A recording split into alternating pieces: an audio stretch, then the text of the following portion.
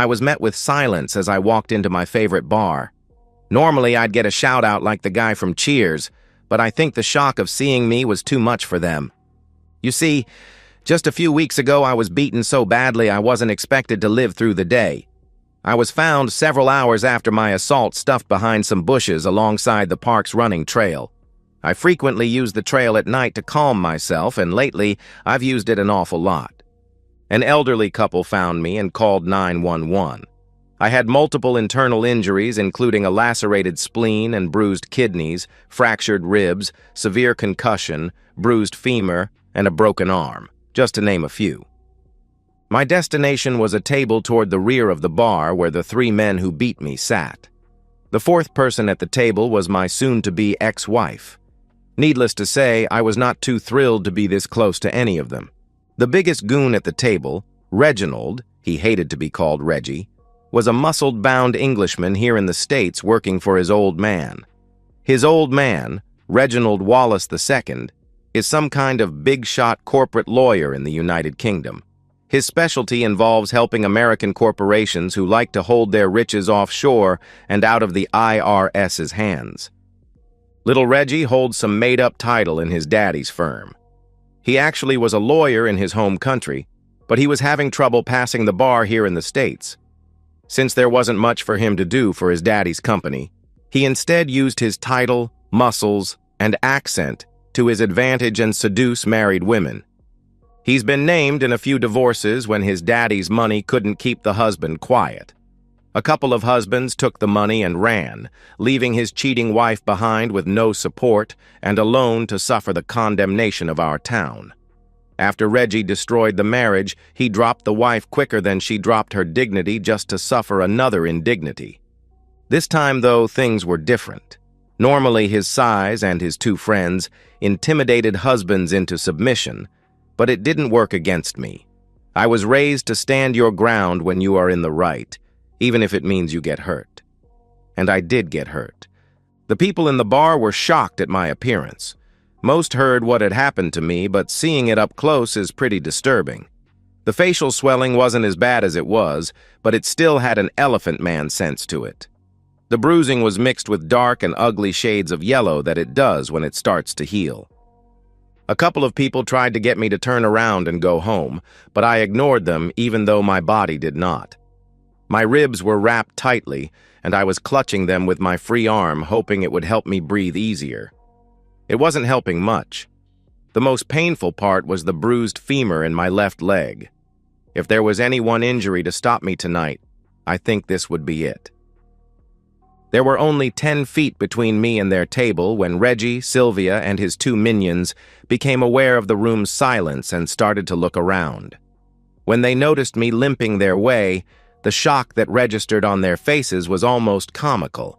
It was obvious I was the last person they expected to see tonight. You see, Reggie promised to end my life the next time we met because I refused to go along with his plan. I was supposed to sit by like a good little wimp and let him take my wife, use her for a short period of time, and re-embrace the spoiled good she became. Too bad for him and her. I don't play that way. I didn't doubt him in the least he meant what he said about killing me, but I was playing the odds he wouldn't do it here in the bar in front of witnesses. Reggie and his buddies, Eric and Stan, began laughing and making comments about my present physical condition. I showed no emotion as I stopped at their table, rising up straight, despite the pain from my ribs. Since I wasn't fazed by their taunts, they decided to question my parents' heritage. The big freaking deal? They were jerks too. I had one family member that had loved me unconditionally, and that was my grandmother. Grandmother Beverly took me in without question or hesitation after allegations of neglect by my father, her son. My parents enjoyed the party life a little too much. When a concerned neighbor called the police and I was found left alone, unfed and dirty, I was taken to my grandmother's house and temporarily placed in her custody by the authorities.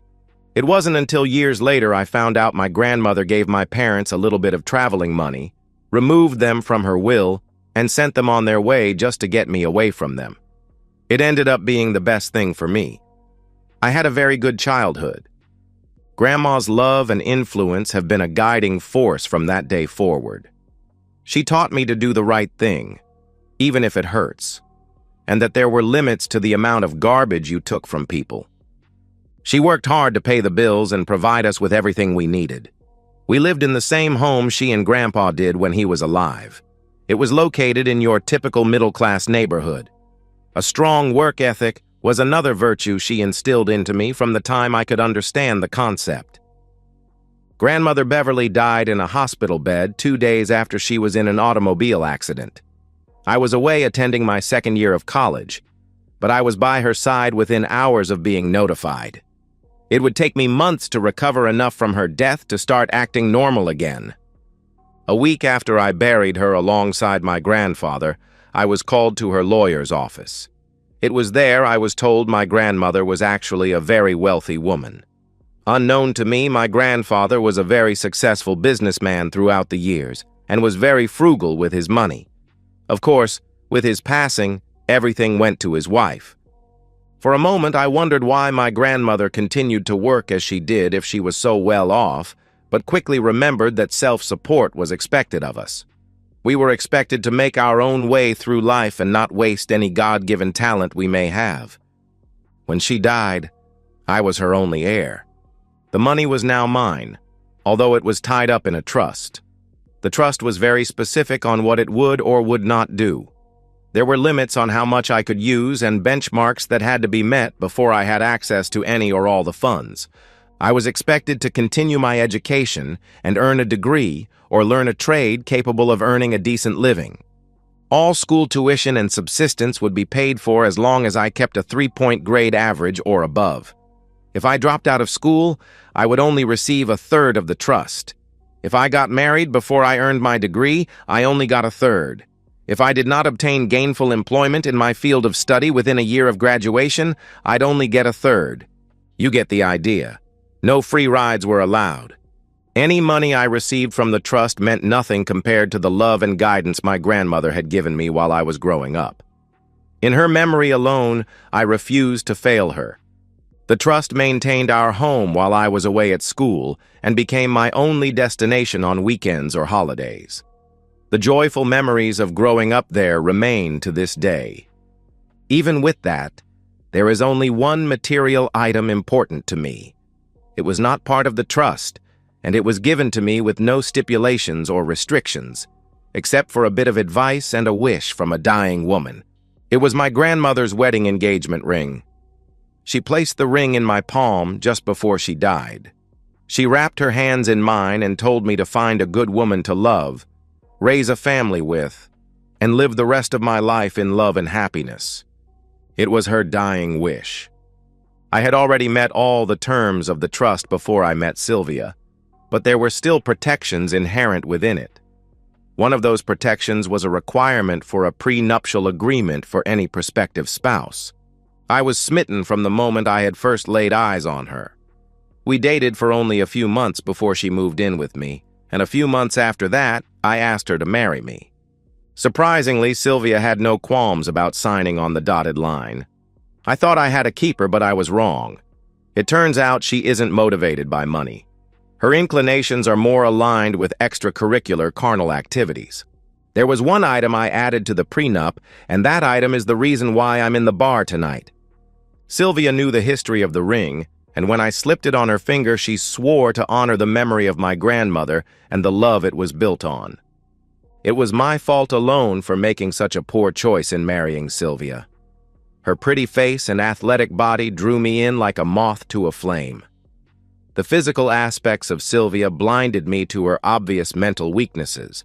Muscle-bound, English-accented rich jerks seemed to be one of those weaknesses. My left arm was in a cast, suspended in a sling. I held out my free hand toward Sylvia. I said nothing, but she knew what I wanted. She sat motionless, staring up at me with pleading eyes, asking me not to take back what she so easily soiled. My patience was wearing very darn thin at this point. The pain in my leg and my ribs were pushing me to my limits of endurance. Every one of the creeps sitting at this table had put me through hell the last 3 weeks, and everything was coming to an end. More than they could possibly know. Now, still nothing. My hand remained out with the palm facing up. "Now!" Her tears began to fall. The crowd behind me remains completely silent, watching the spectacle in front of them. By this time, Reggie and friends were laughing and insulting me because I couldn't control my woman. To Reggie, and men like him, I stopped being a man because my wife was led astray so easily and completely. If I had been better in bed or maybe smacked her around to keep her compliant, then she wouldn't have been turned into a disgrace. "Now, damn you!" This time, Reggie stood up and started to come around towards me. I expected a reaction like this from him, but unlike last time, I was not alone on a darkened running trail. Now you'd figure a lawyer, even a bad one like him, would know when you were out on bail for felony assault, that going after the same guy again was stupid. Doing it in front of witnesses was just plain ignorant. But that's Reggie. Yes, there was a restraining order against Reggie and his friends, but he didn't violate it. I approached them so they were in the clear. But coming after me like he was doing did violate the order, and I could protect myself as needed. It was a chance legal argument, but it was one I was willing to make. I reached into my sling and pulled out a stun gun. By the time he came within reach, I was ready and hit him with the electrodes, dropping his back to the floor and making him twitch like a little wimp. Following his body to the floor, I continued to hit him with jolts of electricity until he wet his pants. There was a short scuffle behind me because Stan and Eric tried jumping me from behind, just like 3 weeks ago. Fortunately for me, a few friends in the bar stopped them. They were still pummeling Stan and Eric with kicks and punches while I raised myself off the floor. My attention went back to the woman who was by now terrified. Her lover and his friends were no longer able to support her. "Now, Sylvia, give me my grandmother's engagement ring. Right now." Tears were running down her face, but she held on to the ring, clasping her left hand in her right hand. Meekly, she replied, "No. This ring means so much to me. I don't want to give it back. We can work things out. I know we can. I love you and you love me. I'm sorry I fell for Reggie. It won't ever happen again, I swear. All Reginald wanted to do was talk to you and try to get you to take me back. Instead, you wouldn't listen to reason, and you jumped them like a madman. All they did was defend themselves. That's what they told me, and I believed them. I'm so sorry. I didn't know they jumped you. God, you are one foolish woman. You betray me with Reggie for weeks and you expect to stay married to me? Give me the darn ring. You're insulting my grandmother's memory by just wearing it, and that I won't stand for. You signed the prenup. It's no longer yours. Now, for the last damn time, give me my grandmother's ring. My endurance was fading fast. Trying a different tactic, I pointed the stun gun in her direction and pushed the button, making it spark. From the look in my eyes, she finally understood I was not bluffing, and any more hesitation on her part would ensure her joining her lover on the floor.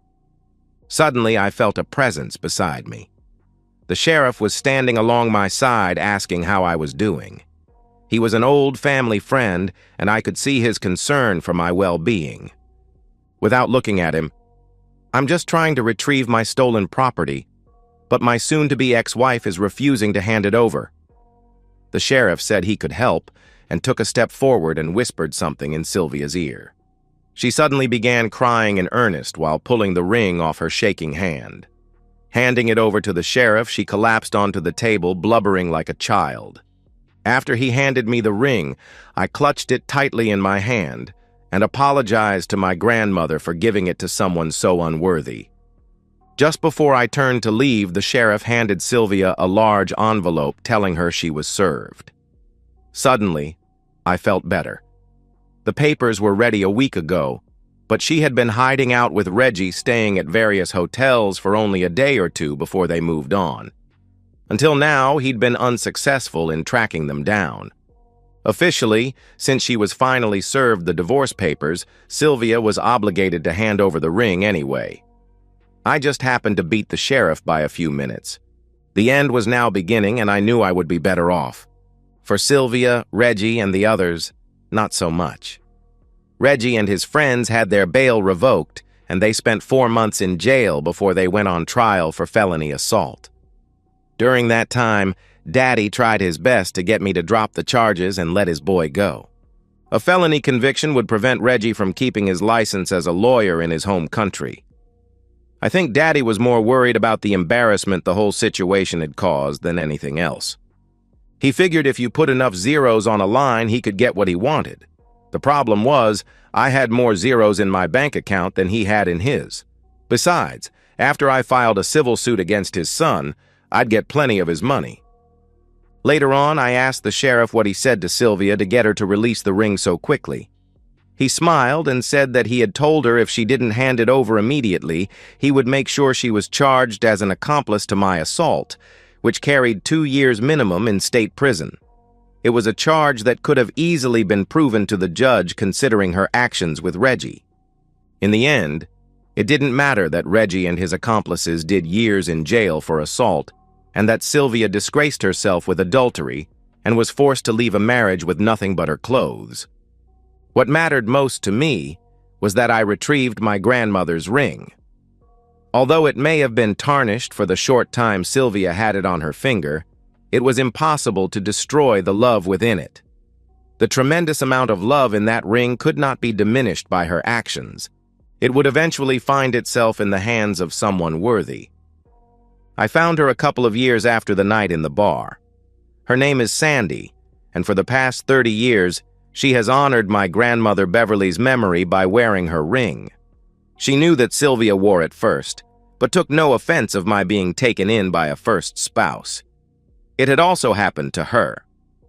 Someday it will be given to our grandson so he, hopefully, can feel the same joy that it had brought me and his great-great-grandmother. And that's the end of today's story. If you enjoyed it, please give this video a thumbs up and drop a comment below. Your support helps the algorithm push my content further. If you're new to the channel, don't forget to hit that subscribe button. It really helps me keep creating more stories for you. Thanks for watching, and I'll see you in the next one.